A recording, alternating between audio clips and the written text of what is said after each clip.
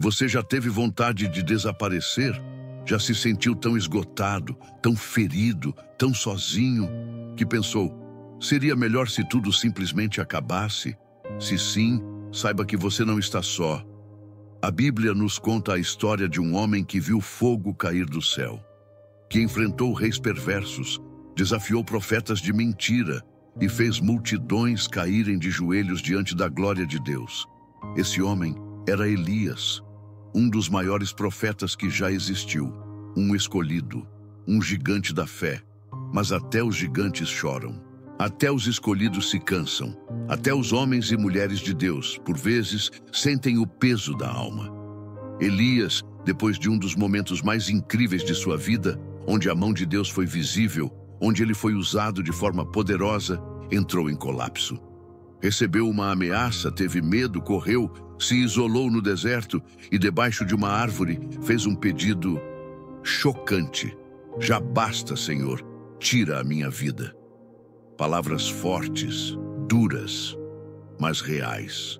Palavras que talvez você mesmo já tenha pensado, ainda que em silêncio. O que leva alguém tão usado por Deus a esse ponto? O que acontece dentro da alma de uma pessoa que já viu milagres, mas de repente sente que não consegue mais continuar? Esse roteiro não é só sobre Elias, é sobre mim, é sobre você, é sobre todos que, em algum momento da caminhada, sentiram o cansaço pesar demais, que olharam para os lados e não viram ninguém, que olharam para cima e acharam que o céu estava em silêncio. Mas o mais incrível dessa história é que Deus não ignorou o pedido de Elias. Ele não virou o rosto, e a forma como ele responde esse clamor de dor vai te mostrar que o nosso Deus é especialista em restaurar corações quebrados. Porque até os que pensam em desistir ainda são amados, ainda são chamados e ainda têm propósito. E você vai entender por que até Elias sentou debaixo de uma árvore e pediu para morrer. Antes de sentar debaixo daquele zimbro e pedir para morrer, Elias havia vivido o tipo de experiência que muitos de nós sonhamos viver. Ele foi levantado por Deus para confrontar a idolatria e a corrupção de um dos piores reis de Israel, Acabe. Um homem mau, casado com uma mulher ainda pior, Jezabel, a rainha pagã que havia envenenado o coração do povo com adoração a falsos deuses. Elias foi a única voz em meio ao caos. Quando todos se calaram, ele se levantou e, com coragem, declarou que não choveria mais sobre a terra, a menos que ele mesmo dissesse o contrário. E assim foi. O céu se fechou por 3 anos, a terra secou, as plantações morreram, o povo começou a sentir as consequências da sua rebeldia. Mas o auge veio no Monte Carmelo. Ali, diante de centenas de profetas de Baal, Elias lançou o maior desafio espiritual da história. O Deus que responder com fogo, esse é Deus. E enquanto os falsos profetas gritavam e se cortavam, tentando invocar uma divindade vazia, Elias orou com fé. E o fogo de Deus desceu dos céus, consumiu o sacrifício, a lenha, as pedras e até a água ao redor do altar. O povo caiu com o rosto em terra e gritou, "Só o Senhor é Deus!" Foi uma vitória estrondosa, um milagre inesquecível, um mover do céu, mas não durou. Jezabel, enfurecida, jurou matar Elias. E o homem que havia acabado de ver o impossível acontecer fugiu. Como alguém tão corajoso pode desabar assim? Porque o corpo aguenta, a fé segura, mas o cansaço emocional, esse chega de repente. E quando chega, até os mais fortes tremem. Elias correu não só com os pés, mas com a alma. Carregava o peso da missão, o medo da morte e a frustração de ver que mesmo depois de tanto, nada havia mudado. Ele não fugia só de Jezabel. Fugiu do sentimento de fracasso, do medo de estar sozinho, da angústia de ser fiel e ainda assim se sentir abandonado. E foi nesse deserto interior que ele caiu. Elias caminhou por um dia inteiro no deserto. Um dia inteiro com o coração pesado, com a mente em conflito, com a alma em pedaços. O homem que havia orado e visto o céu se abrir, agora não queria nem mais viver.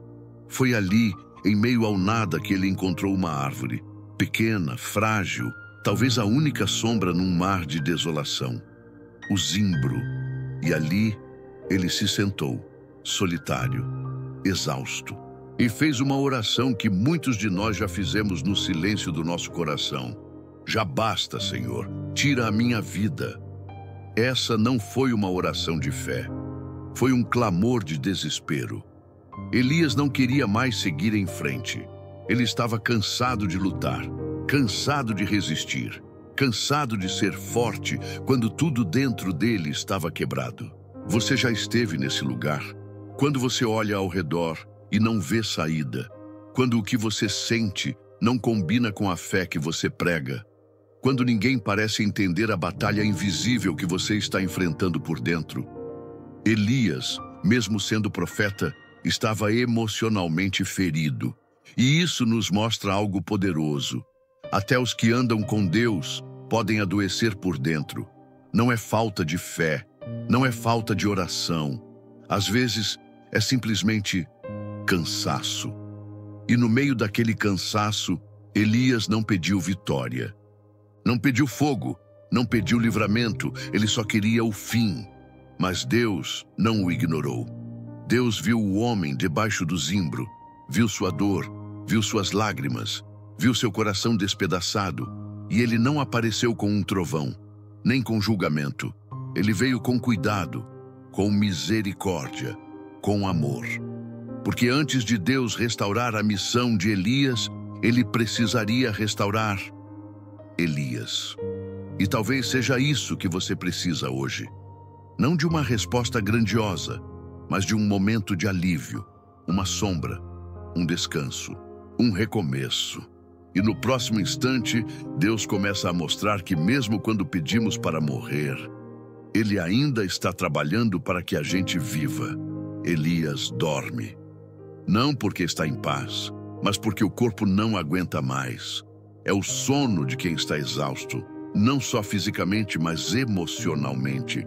E é nesse sono que Deus age, mas não com trovões, não com visões impressionantes, nem com vozes poderosas. Deus envia um anjo, e esse anjo não chega com espada, não traz profecia, não exige força. Ele toca Elias com suavidade e diz: levanta-te e come. Ali, ao lado do profeta cansado, há um pão assado sobre brasas e uma botija de água. Alimento, cuidado, vida. Elias come e volta a dormir, porque ainda não está pronto. Deus não o apressa, não o cobra, não diz onde está a sua fé, ele apenas espera. Mais uma vez, o anjo toca Elias. Mais uma vez, a voz suave: levanta-te e come, porque o caminho te será sobremodo longo. Essa é a linguagem do céu para quem está ferido: paciência, bondade, cuidado. Deus poderia ter dado a Elias um sermão, poderia ter confrontado sua fuga, mas ele sabia que o profeta não precisava de confronto, precisava de cura. Quantas vezes achamos que Deus está em silêncio, que Ele nos esqueceu, quando na verdade Ele está ao nosso lado, preparando o pão, trazendo alívio, restaurando no silêncio aquilo que o barulho destruiu. O toque do anjo representa aquilo que Deus faz nos bastidores da nossa dor. Enquanto você dorme, enquanto você chora, enquanto você se isola, Ele está preparando sua volta. E aquela refeição simples, pão e água, foi o suficiente para que Elias se levantasse e caminhasse por 40 dias até o monte de Deus. Às vezes, não é um milagre grandioso que nos levanta, é um gesto de amor, uma pequena porção de graça, um toque suave no meio da dor. E se hoje você se sente como Elias, caído, sem forças, querendo desistir, saiba, há um pão sendo preparado para você. Há um toque do céu a caminho, porque Deus não rejeita os feridos, Ele restaura. E depois da restauração, vem algo ainda maior, o reencontro com a voz de Deus. Fortalecido pelo cuidado de Deus, Elias segue viagem até o monte Horebe, o mesmo lugar onde séculos antes Moisés viu a sarça ardente e recebeu a lei. Agora é Elias quem sobe ali, em busca de respostas, talvez em busca de sentido. Dentro de uma caverna, ele se recolhe. E mais uma vez, Deus fala. Não com promessas fáceis, mas com uma pergunta direta e profunda. Que fazes aqui, Elias? Não é acusação. É um convite, um chamado à reflexão. Elias abre o coração. Tenho sido zeloso, mas estou só. Todos me abandonaram. Querem tirar minha vida.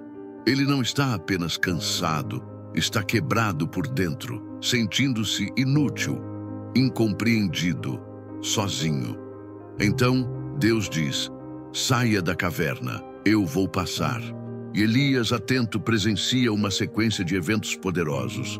Um vento forte que quebra pedras, um terremoto que sacode a terra, um fogo intenso.